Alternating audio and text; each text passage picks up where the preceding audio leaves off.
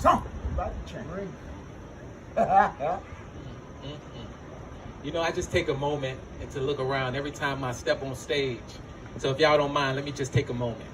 Man, look at everybody looking amazing. So, Daryl, you were right. The crowd tripled already. Look at that. Yeah. We got a God. Only God. So, you know, over the past week, I've been struggling. And I'm going to be honest, right? Because I've been asking God for a word. I've been asking God to use me. Every time I step on stage, you know, not only God, use me to empower somebody. Use me to give your message. Use me to show someone what's possible in life. You know, I'm thankful for the seed that God planted inside of me, but use me to plant a seed in someone else, Lord. So today, you know, I woke up early this morning, 3 a.m. He always give it to me the morning of. I'm sorry. It's just what God does for me. Yeah. And no matter what, I'm pretty sure, and I'm honest, that this message today is going to touch somebody's heart, right? Today I'm going to be talking from Jeremiah 1:5.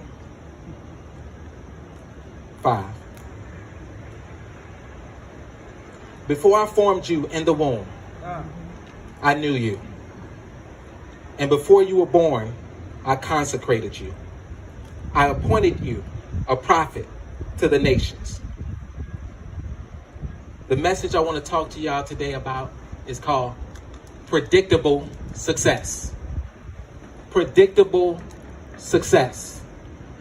You see, born in the Cabrini Green Projects, Diamond McNulty, I had a hard upcoming.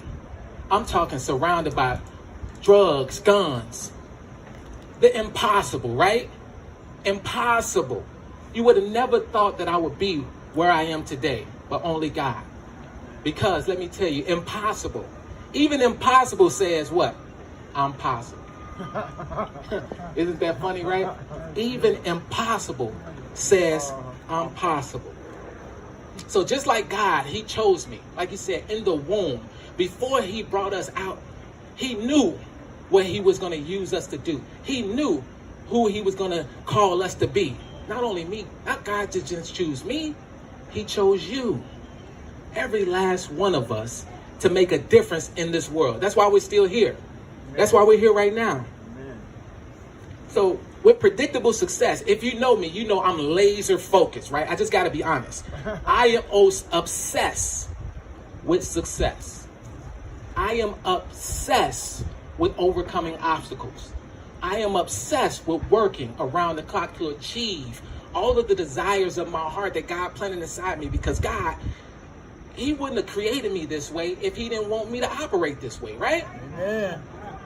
You know, some people have certain capacity. He just gave me capacity. He gave you capacity too. So whenever I get in front of someone, I always want to encourage them to operate at your maximum potential. I'm going to say that again. Operate at your maximum potential. Yes, sir. It's important, right? What good is it to be on earth and operate at 40%? Right. And I haven't even gotten to the message. This is God just pouring through. Right. What good is it operating at 40%? Right. There's more to do. There's more people to touch, right? So when we talk about predictable success, and I'm a student of success. I study successful people. And when it comes to the youth nowadays, what we have to do is we have to encourage them to become students of success, right? Because the majority of us that's coming up now, they want to reinvent the wheel, right? They want to reinvent the wheel, but not knowing that your father already put steps. You know, when you walking in the snow and the snow is up here, Yeah. he already put those steps for you to walk in. Yeah. So you don't have to start from scratch. That's right. None of us has to start from scratch. I'm pretty sure everyone here, no matter what industry you're in, there's someone that reached a certain level of success that you can walk in their footsteps. Yeah. Yeah. Not only if it's a mentor, it could be a parent, it could be a friend, it could be a family member. But you got to understand that there are steps already laid out for you. There are steps. So I'm just going to talk about my story really quickly. Like I said, I was born in the Cabrini Green Projects. I came up with literally nothing. I had memories in my mind. I still sometimes have flashbacks, and I think about that empty refrigerator when I opened it. And you know what it does to me? It fuels me. I get hungry again. It doesn't matter what I have. God put a fresh hunger inside of me. A fresh hunger for me to strive. But not only that, a fresh hunger for me to pull somebody along with me. Amen. A fresh hunger. Grab a young man. Grab 10, grab 20. Empower as many as possible. But not only young men, not only do we reach back, but we reach forward. And he places men in your lives like Daryl, like Pastor Chris, like everyone here, all these older men to pour in us. Amazing. That's how he connects the dots. But we have to continue to have these conversations, right? To show you that it's still happening and it's possible. So God is using us. So predictable success, like I said, how are you going to walk in those steps? At 6 years old, like he said, God in the womb, he was intentional. At 6 years old, when he brought me out into the projects, that was intentional. It was intentional for him to place that hunger. It was intentional for him to put me in an environment that was impossible. Because he knew that if I overcame it, it would inspire someone else to know that they can overcome it as well. That's right. Because even impossible is possible. So here I was, 6 years old, with opportunities lined up for me. Youth program. With mentors that were doctors that decided to start a youth program for young men in the Cabrini Green Projects. Wow. All I remember is going out on the weekends, being mentored and overlooking. He brought us up to his condo, overlooking the city. And I was like, wow, here I am. Looking out his window, right? Us and some other young kids from the projects. We're just looking out the window. Can you see it? Possibility. Yeah. Can you smell it? Envision that. Looking over the city, a young man that's typically surrounded by drugs, guns, negativity, and more. Actually being placed in a position to see what's possible for life. It's possible. Let me tell you, after that, my aunt, she was born on the south side, still kind of like the hood. She was born on the south side. But at this time, she had married a successful man. And together they built a family in the suburbs. And now y'all know the suburbs. They got some homes out there, right? They got some homes. Now this home wasn't that big, but to me, it was a mansion. Yeah. So literally, from me going from hallways that smelled like urine, she would come and pick me up for the holidays. And she would take me out there. And all I remember is her Christmas tree with gifts, like from that wall all the way out here. Thousands of dollars worth of gifts. I remember a pantry full of food. Like I remember, if y'all remember what I said, refrigerator empty. Yeah. Possibilities. God will show you what's possible, overlooking the city. He will place that fresh fire in you. It's possible for you. He will show you gifts. It's possible for you. It's possible for your family. And that inspired me, right? That extreme youth program, mentors, doctors, surrounded by successful people. That inspired me. But at that time, as I got a little bit older and I got into high school, I always shy away from the rough patches of my life, right? As I got into high school, I had an opportunity to take up culinary arts. And after I took up culinary arts, my sophomore year, I took it up 1 period. My junior year, I took it up 2 periods. My senior year, I won a $24,000 cooking competition. Paid my way through college. Opportunities. God just, he just lined it up for me. I'm so thankful. But guess what? I want y'all to write this down. Write this down. Write this down. God did something, right? But even though God aligned it up, I had to do one thing. I had to show up. I had to show up. Amen. Amen. In our lives, there are so many opportunities for us. Sure. If someone sends you an email, you know what? I'm going to ignore it. Right. Someone sends you a text. Come on out. Come on out. It may be a word. God is going to bless you. Come on out. What you do? They ignore it. Yeah. But only a few show up. Let me tell you, it could be an opportunity and they can invite 1,000 people, right? They're giving away $1 million. They don't even know, right? You show up. God is going to pour into you, I tell you. I'm so thankful. Not only with that, I'm thankful that I won that $24,000 cooking competition, but that same youth program that I was in connected me with a chef mentor who was overseeing 2 restaurants, got me a job. This is before I started school, and propelled my skills above the rest. Yeah. Come on now. Y'all don't understand. It propelled my skills above the rest. Come on. He would do it. In school, when I started school, my second year of college, I had an opportunity to go and visit what we would call the Peninsula Hotel. And if you know the Peninsula Hotel, it's 5-star, 5 diamond, the best in the world. But like I said, before college, God already placed me with a mentor in 2 restaurants that enhanced my skills. Yeah. So when that God was just lining it up, lining it up. Come on.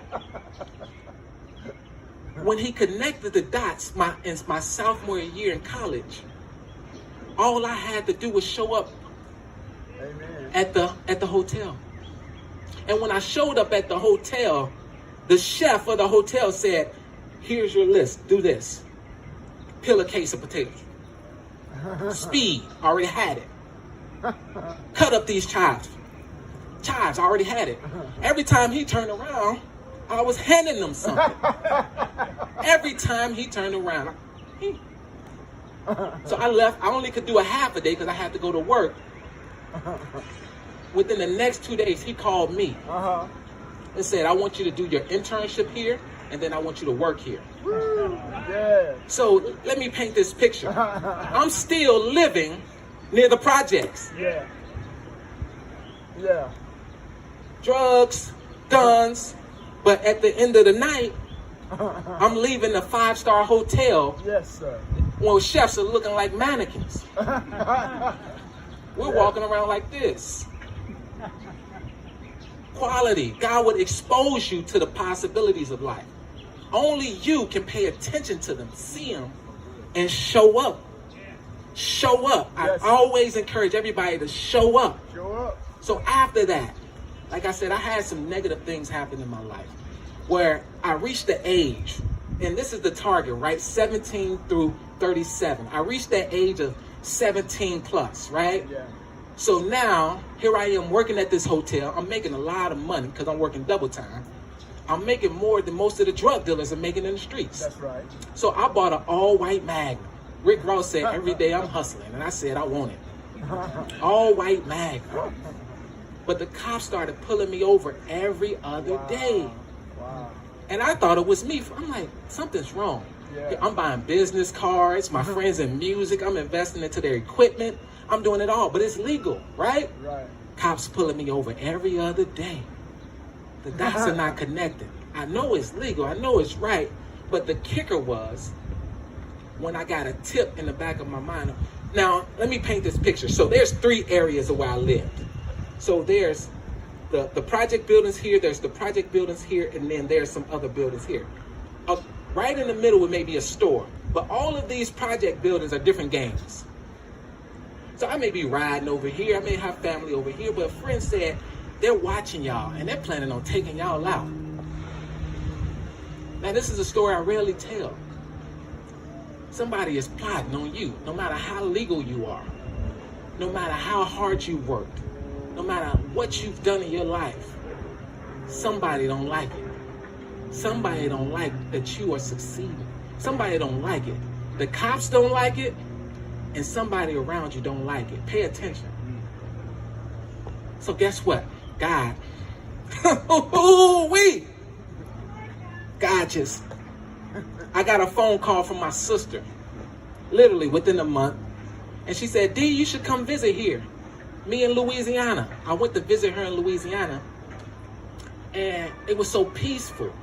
It was amazing. I had just lost my father. I just lost my grandmother. Like I said, the environment wasn't right. I was just toxic. And I went on a vacation.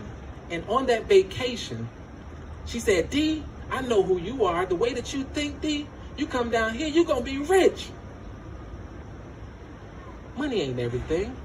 But she sparked something in me to say that, D, the way that you think, the possibilities are endless for you in Louisiana. Now, let me tell y'all something. What I'm saying is, there's somebody that's near you, next to you, that's telling you something. You got to listen. The possibilities are endless for you if you just take up this course. Your father has told you, the possibilities are endless for you, son, if you just come and work with me one day. The possibilities are endless if you just show up. You have to show up. When she said that, I kid you not, I made the phone call back to Chicago and said, Mom, I'm moving. Gotta go. Because what was happening was that 17 through 34, and that's why I'm so passionate about this movement, Daryl, is because that 17 through 34, that's when my life was changing. And I had two roads, but one path to take. Two roads in front of me where I can stay in the negativity, or I can go seek what's possible for my life. But guess what? I carved out my own. And I want to encourage everybody here right now today to pay attention, right? This is God just pouring through me on my story, but I want you to analyze your story. Yeah. Predictable success. Let's talk about predictable success, because if we were to fast forward now, here I am owning multiple companies. I turned myself into a cartoon. I have 15 books going on 35. Chef Diamond. I have chef hats, chef knives, chef aprons, empowering kids around the world. We have kids in Australia in our cooking club. That's global, right? And I say that because I'm not going to spend too much time on my successes. I want to get back to God's message. I just want to connect those dots. So let's talk about predictable success. When you start from the projects to owning multiple companies, how does that happen? So it starts with an idea. Write that down. It starts with an idea. I need y'all to understand that. Right here, right? But 9 times out of 10, what happens to that idea? We take that idea and we say, yeah, it's just an idea. Yeah. We don't pay attention to what God has just said. God has just told you, I want you to do something. Here's an idea. I'll write down every idea. If you look at my phone, there's 1,700 notes. I kid you not. I'll show you when I finish them. God is knocking on you. You may not be able to do them all, but capture them. There may come a time where that idea was for somebody else that you were supposed to give it to. Right. But you know what? I thought about it, but I didn't capture everything. It starts with an idea. But once you get that idea, I want y'all to write this down. Because you got to turn that idea into a goal, and there's only one way to do that. You have to commit to that idea. Write that down. Commit to that idea. So it starts as an idea. The only way to transform that idea into a goal is through commitment. Man. Through commitment. I'm committed to God using me. However he chooses to use me. It came to me. God, okay. Got in my marching orders. What's your marching orders? That's it. Get your marching orders. After you get that, it's simple. After you get that idea, boom, you turn it into a goal. What do? You create a plan. Now, I wrote the book, How to Become a Successful Young Man. And most people ask me, Diamond, why did you write the book, How to Become a Successful Young Man? Because every time I get into business, they ask me for a what? A business plan. Yeah. But most of our kids are going through life without a personal success plan. If you need to get $100,000 from a bank, you need a business what? Plan. Right. To go anywhere in the world, are they asking you, what's your success plan? What's your life's plan? No one's asking those questions. Because it's only two ways to look at life. Personal and professional. Write that down. Personal and professional. If you look at professional, that's your business plan. But what about personal? We need to start guaranteeing our success for ourselves and for our kids. We have to start guaranteeing our success for ourselves and for our kids. After you create that plan, we got the master plan, right? Now, see, once you create that plan, now people start to believe you because you can show them, right? Hey, this is what I'm going to start a clothing line. Look at that amazing clothing line. I'm too saved. Too saved. But I have a plan. Let me show you. You can guide your family with a what? A plan. You can lead your life with a plan. You can do everything with a strategic plan. But if you don't have a strategic plan, then what? Nobody's going to believe you. But after you create that plan, this is where the kicker is, right? There's going to be some obstacles. There's going to be some trials, some tribulations. Yeah. But you can never give up. I kid you not. You can never give up. And over time, if you never give up, you're either going to accomplish that goal, learn through research and development, and then accomplish that goal. That's right. It's only two ways it's going to happen because you never gave up. You're going to learn and grow. Yeah. I need y'all to understand that. So I've always had mentors in my life. Write this down. I want to encourage y'all to pay attention to something because I come across some youth and I think in mental models and I think in frameworks. So when I'm talking, I like to empower people. You need 4 mentors in your life. 4 mentors in your life. 2 of them should be 20 years older than you. And 2 of them should be 40 years older than you. Write that down. 20 years older than you, 40 years older than you. Personal and professional. Right? And after you understand that, like I can talk to Daryl and he can tell me everything. And I can see into the future. That's right. Because he has that wisdom.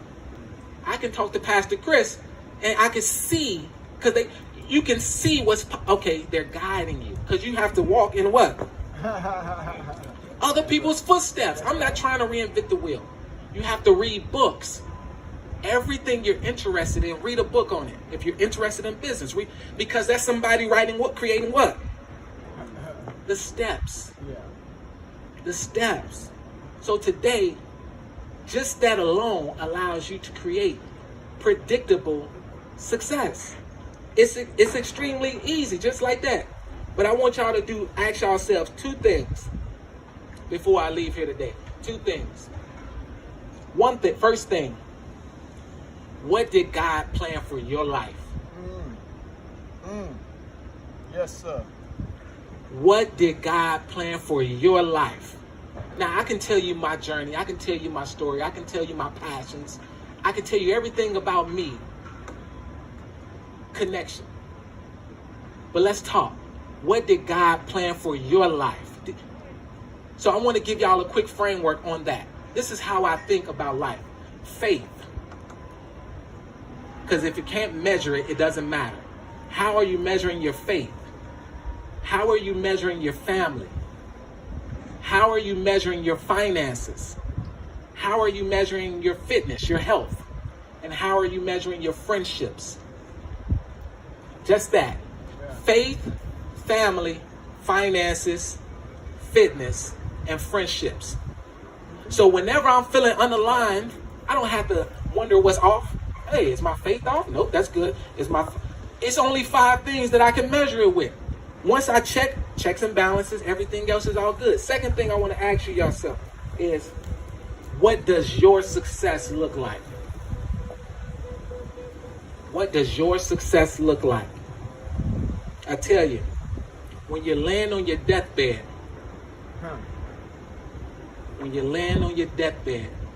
and you went through your whole life operating at 40%, operating at 60%, and you take your last breath, I want y'all to think. Is that going to be a last breath of relief of peace or regret? Boom. Thank you.